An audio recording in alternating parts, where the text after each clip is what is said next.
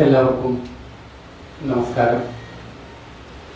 ഇങ്ങനെ ഒരു ചടങ്ങിന് ക്ഷണിക്കപ്പെടുമ്പോൾ ഒരുപക്ഷെ മറ്റ് പല വേദികളിൽ സംസാരിക്കേണ്ടി വന്നിട്ടുണ്ടെങ്കിലും എന്താണ് സംസാരിക്കേണ്ടത് എന്ന് അറിയാതെ നിൽക്കുന്ന ഒരു വേദി തീർച്ചയായും തന്നെയാണ്. കാരണം ഞാൻ സംസാരിക്കുന്ന ആളുകൾക്ക് ഈ വിഷയത്തിൽ എന്നേക്കാൾ ഗഹനമായ അറിവുണ്ടാവുകയും ഇപ്പോഴത്തെ വേദിയിലാണെങ്കിൽ എന്നെ പഠിപ്പിച്ച വിദ്യാസാഗർ അടക്കമുള്ള അധ്യാപകരും ഒരുപാട് ഈ വിഷയത്തെ സംബന്ധിച്ച് അറിയുന്ന ആളുകൾ ഇരിക്കുകയും ചെയ്യുമ്പോൾ കൂട്ടത്തിൽ ജൂനിയറായി ഞാൻ എന്താണ് കൂടുതലായി പറയാനുള്ളത് എന്ന് എന്നെ ക്ഷണിച്ച സമയത്ത് ഞാൻ ഉണ്ണിമാഷോട് ചോദിച്ചു. അപ്പം അദ്ദേഹം പറഞ്ഞ് ഞങ്ങൾ ചിമ്മിനിയിൽ ഒരു ക്യാമ്പിന് വേണ്ടി വരുമ്പോഴാണ് ഞങ്ങൾ തമ്മിൽ പരിചയപ്പെട്ടത്.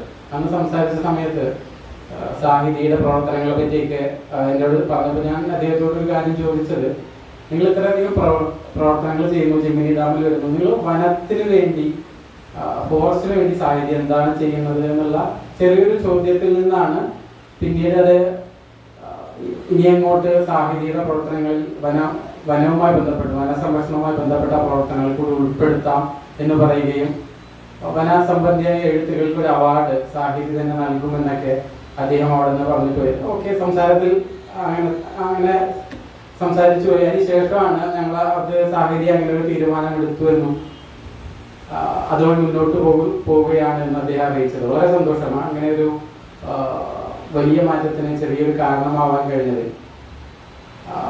ഞാൻ ഒരുപാട് പരന്ന വായനയുള്ള ആളൊന്നുമല്ല. എൻ്റെ പരിസ്ഥിതി ചിന്തകൾ ആരംഭിക്കുന്നത് ബഷീറിന്റെ ഭൂമിയുടെ അവകാശികളിൽ നിന്നാണ്.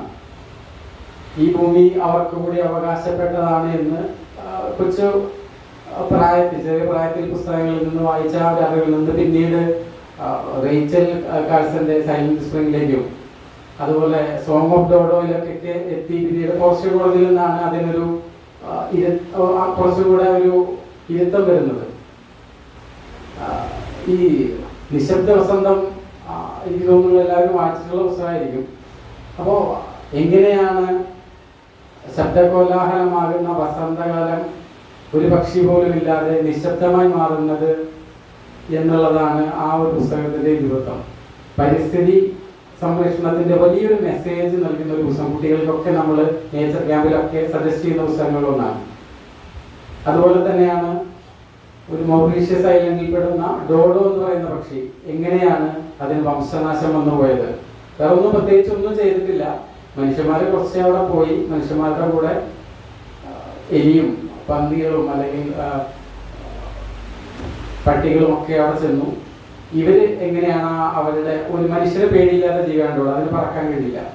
അപ്പൊ അതിന്റെ മുട്ടകളെ ഈ പറഞ്ഞ എലികളും പന്നികളും ഒക്കെ തിന്നാൻ തുടങ്ങി. ഇതിന്റെ കുഞ്ഞുങ്ങളെ പറക്കാൻ പറ്റില്ലല്ലോ, ഓൾറെഡി ഈ പട്ടികളെല്ലാം പിടിക്കാൻ തുടങ്ങി. അങ്ങനെ മനുഷ്യന്റെ സംസർഗം കൊണ്ട് മാത്രം ഇല്ലാതായിപ്പോയ ഒരു പക്ഷി ആണ് ഡോഡോ എന്ന് പറയുന്നത്. അതുപോലെ മാർത്ത എന്നുള്ള ഒരു പക്ഷിയെ പറ്റി എല്ലാവരും കേട്ടിട്ടുണ്ടാവും ചെയ്യുന്നു.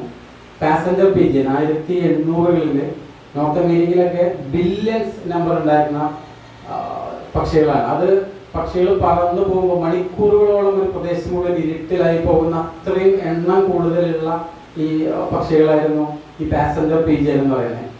ഇത് അവര് ഹണ്ട് ചെയ്ത് കഴിഞ്ഞാൽ കണ്ണടച്ച് ആകാശത്തോട് ഇടുകയും ചിലർ 5-8 പക്ഷി താഴെ വീഴും എന്നുള്ള ഒരു അവസ്ഥയിൽ നിന്നും 1870-കളാകുമ്പോൾ ഈ പക്ഷിയുടെ എണ്ണം വളരെ കുറഞ്ഞുപോയി. ഹണ്ടിങ് മാത്രമല്ല, അന്ന് വ്യാവസായിക വിപ്ലവത്തിന്റെ ഭാഗമായിട്ട് ധാരാളം കാടുകളൊക്കെ നശിച്ച് ഒരു അവസ്ഥ വന്നു. ഇത്രയധികം പക്ഷികൾക്ക് ഇരിക്കാനുള്ള സ്ഥലമില്ലാതായി. അപ്പോൾ ക്രമേണ അതിന്റെ എണ്ണം കുറഞ്ഞ് 1800-കളിലെ തുടക്കത്തിൽ കോടിക്കണക്കിന് എണ്ണം ഉണ്ടായിരുന്നത് 1870-കളായപ്പോൾ വളരെ നാമമാത്രമായി.